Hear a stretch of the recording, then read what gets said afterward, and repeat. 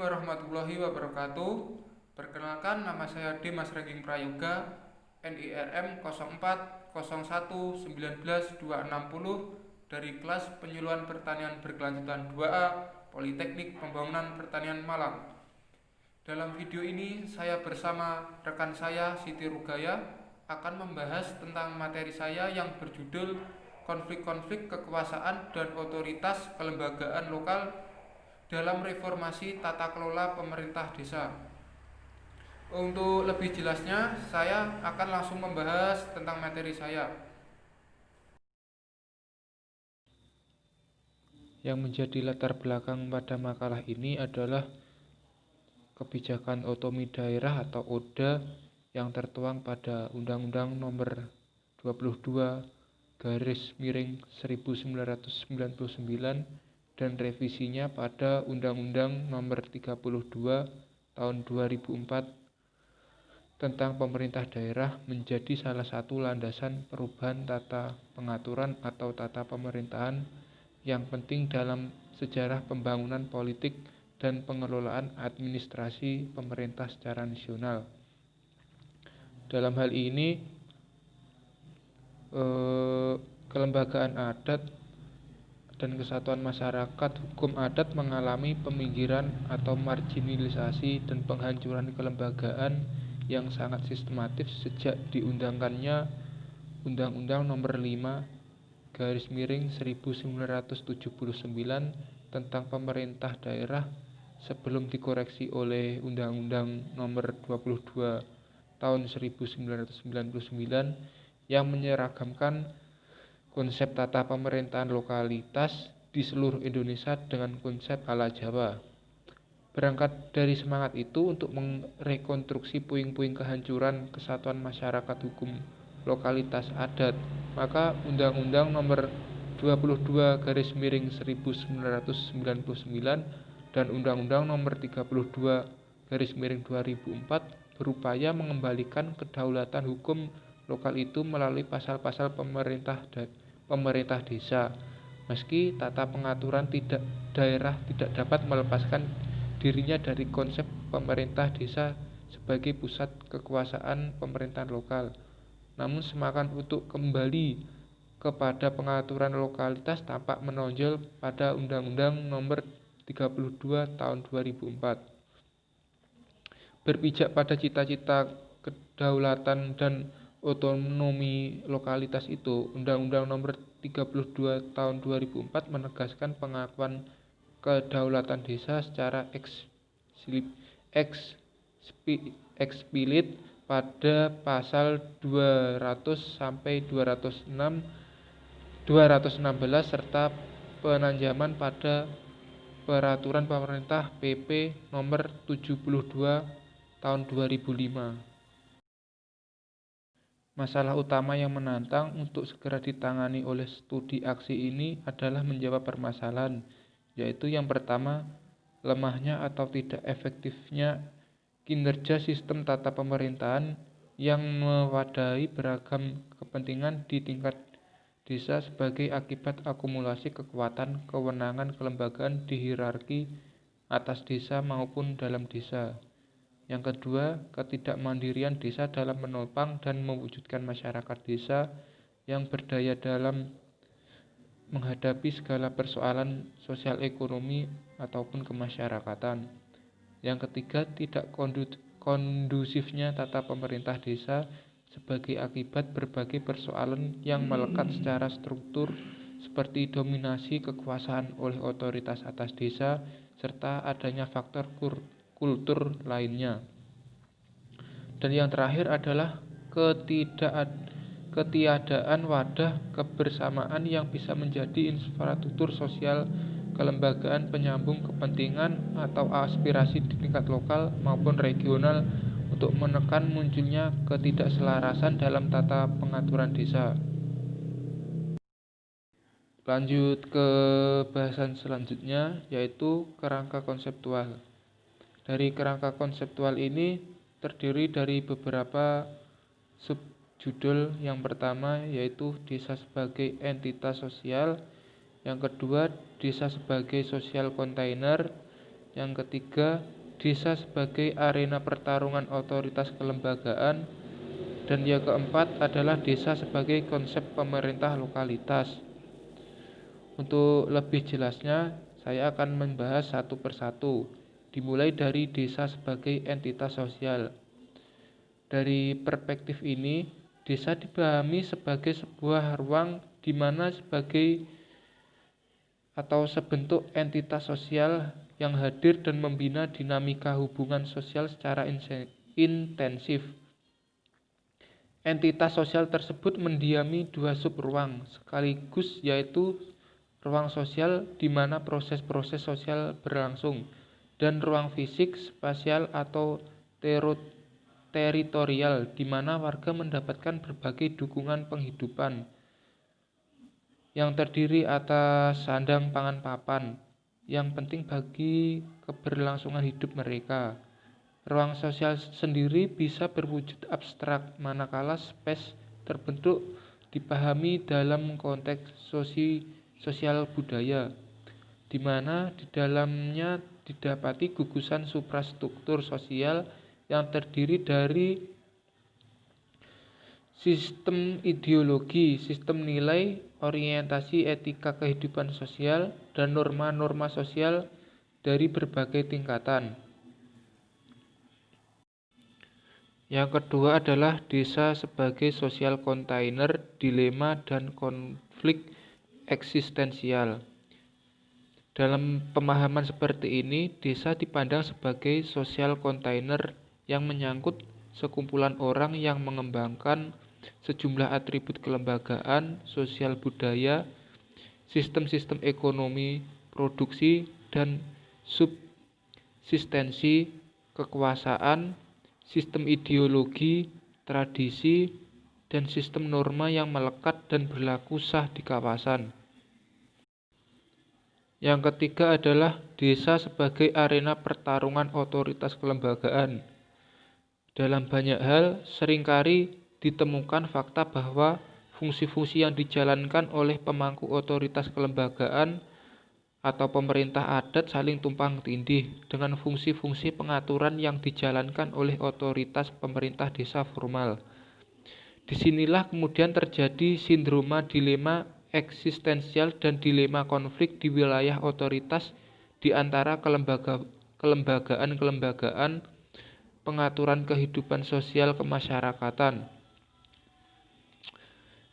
Sementara itu, baik pemangku otoritas adat maupun pemangku otoritas kelembagaan atau pemerintah desa, seringkali keduanya berada di wilayah urusan-urusan publik yang saling overlapping sesamanya.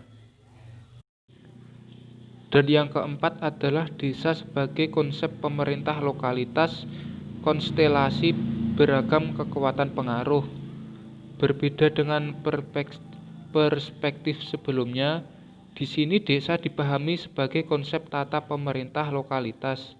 Sebagai kesatuan administrasi pemerintah, maka pemerintah desa berhadapan langsung dengan sistem pemerintah adat yang terlebih dahulu hadir di tengah-tengah masyarakat lokal.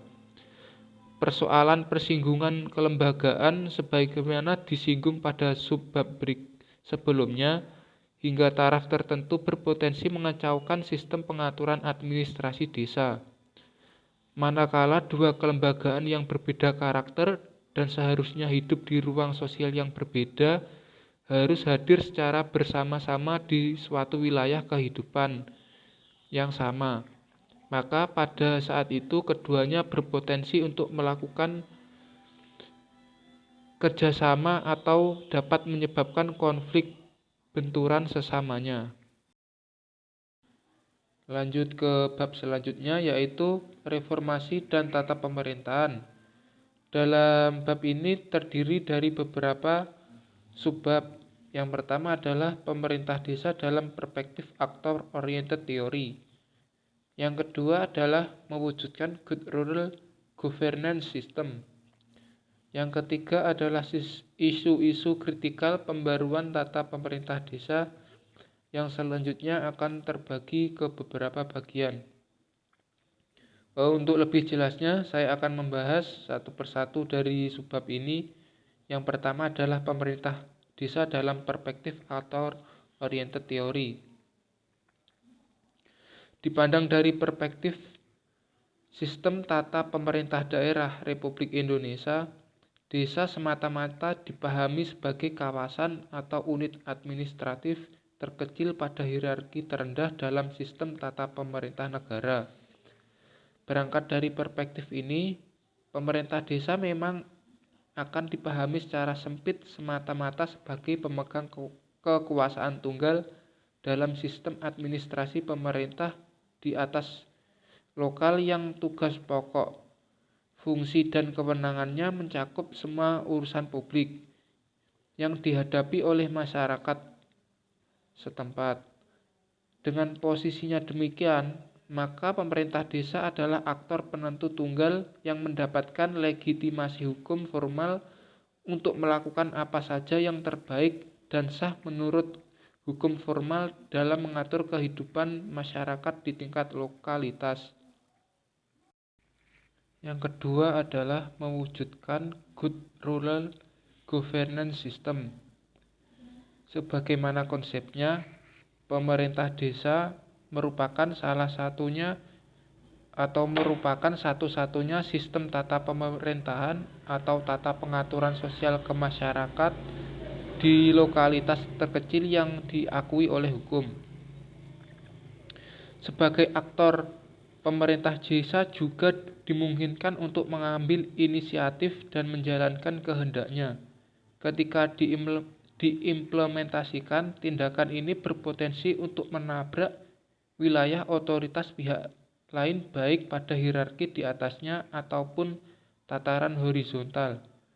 Konflik tersebut selanjutnya bisa meluas ke dimensi fungsional berupa benturan kewenangan dan dimensi wilayah spasial ataupun meluas ke persoalan konflik yang menyentuh identitas ras, golongan, serta etnisitas di suatu kawasan. Yang ketiga adalah isu-isu kritikal pembaharuan tata pemerintahan desa. Dalam subbab ini terbagi menjadi beberapa subbab. Yang pertama adalah masalah struktural, institusional, dan politiko-kultural. Lewis mengemukakan bahwa pemerintah sebagai unsur organisasi negara, peranannya akan sangat menentukan derajat perkembangan sosial ekonomi dan dinamika sosial kemasyarakatan di suatu kawasan yang menjadi wilayah otoritasnya. Dengan sifatnya yang seperti itu, maka pemerintah baik di tingkat desa ataupun di tingkatan manapun yang lebih tinggi harus mengemban misi otonom sebagai penggerak utama kehidupan desa. Otonomi yang melekat pada ciri-ciri natural organisasi pemerintahan ini seolah mengabaikan apapun kehendak yang diinginkan oleh negara pada tataran pusat secara keseluruhan. Dengan posisinya yang otonom dalam mengembangkan kawasan, maka kelembagaan pemerintah desa akan berfungsi sebagai pivotal institusi dalam proses-proses pembangunan.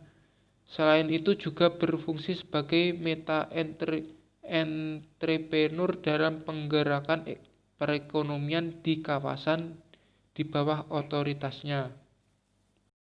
Yang kedua adalah isu-isu kritikal tata pemerintahan Gampong di Nanggro Aceh Darussalam. Di Provinsi Nanggro Aceh Darussalam ini, dalam pengaturan pemerintahan lokalitas desa dihadapkan dengan beberapa persoalan yang dikaitkan dengan kondisi makropolitik di kawasan tersebut. Kondisi tersebut berawal dari konflik antar gerakan Aceh Merdeka atau GAM dan pemerintah Republik Indonesia yang membekas dampak destruktif yang buruk terhadap perkembangan kelembagaan pemerintah lokal.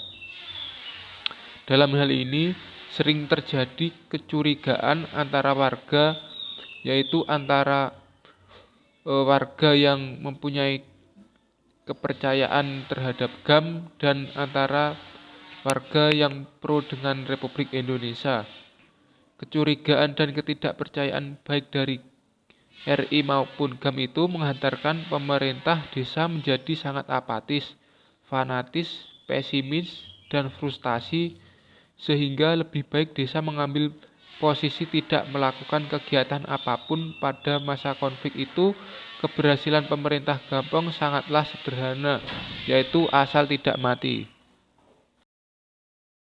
Berdasarkan hasil investigasi empirik di 2 desa kasus di Kabupaten Aceh Besar, ditemukan persoalan rural governance yang berdimensi distrust sangat kuat. Selain itu, terdapat beberapa persoalan derivat dari distrust yang bisa disebutkan sebagai berikut. Yang pertama adalah kelembagaan Keucik sebagai kepala Gampong atau desa mengalami krisis legitimasi dan dormansi.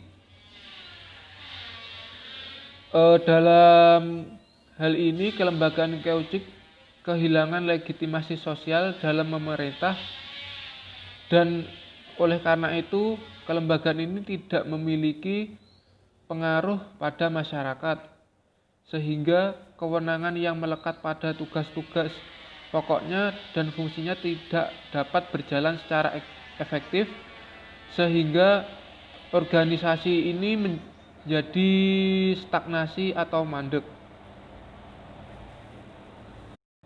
Yang kedua adalah lumpuhnya sistem komunikasi organisasional dan koordinasi antar pemerintah desa dalam pengelolaan ekosistem air. Yang ketiga adalah diskoneksi komunikasi antar warga, tokoh adat, dan pemerintah desa beserta seluruh infrastruktur kelembagaan.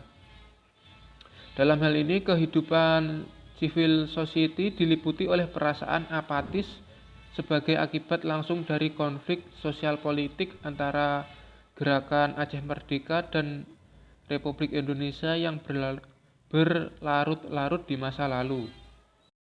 Yang keempat adalah konflik otoritas kelembagaan dimungkinkan terjadi antara otoritas adat mungkin yang memiliki cakupan wilayah kekuasaan dan kewenangan yang lebih luas daripada wilayah administratif sebuah desa.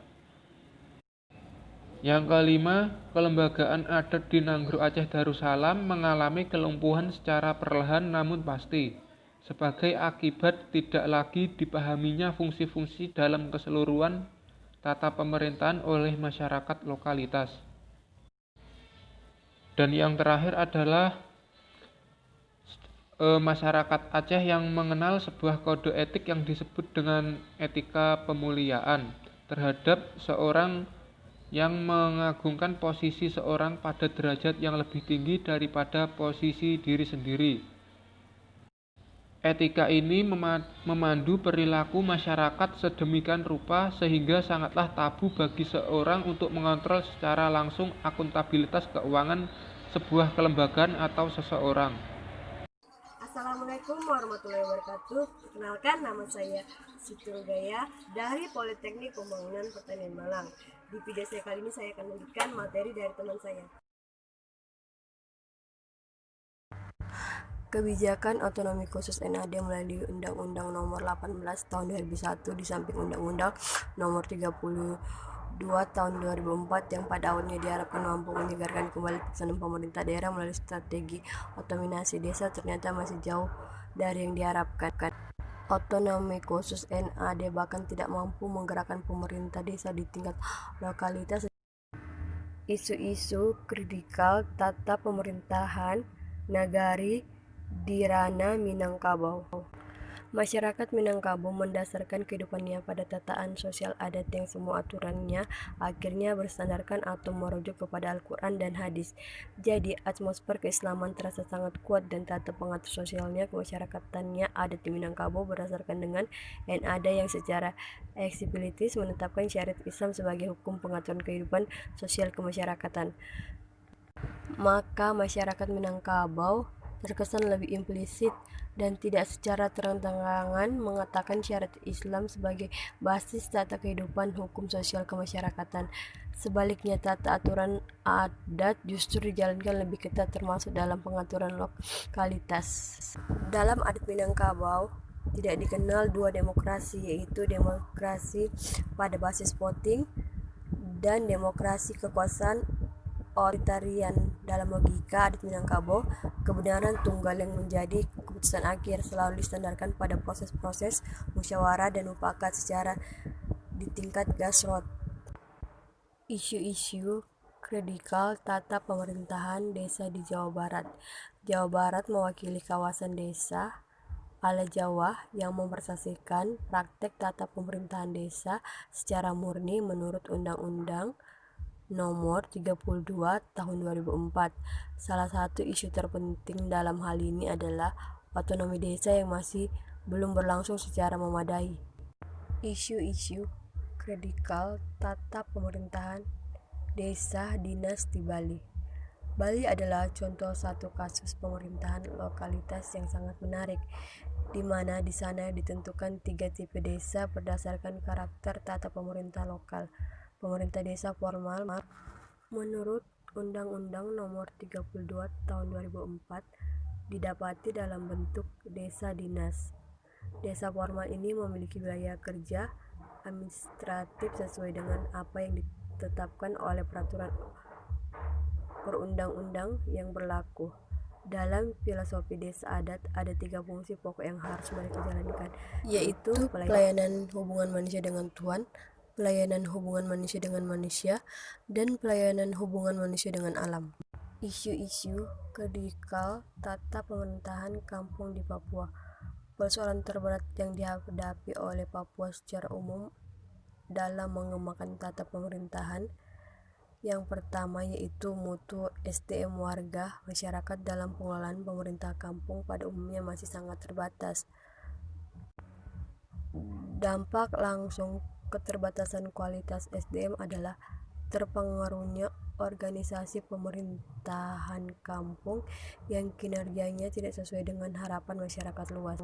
Persoalan kedua adalah isolasi daerah yang menjadikan setiap kawasan menjadi terpencil dari kawasan lainnya. Dampak paling langsung adalah sulitnya aksesibilitas ekonomi di sektor transportasi yang harus ditanggung masyarakat secara sosiogeografis yang membentuk suatu kampung secara total menjadi saling terpisah satu dengan yang lainnya.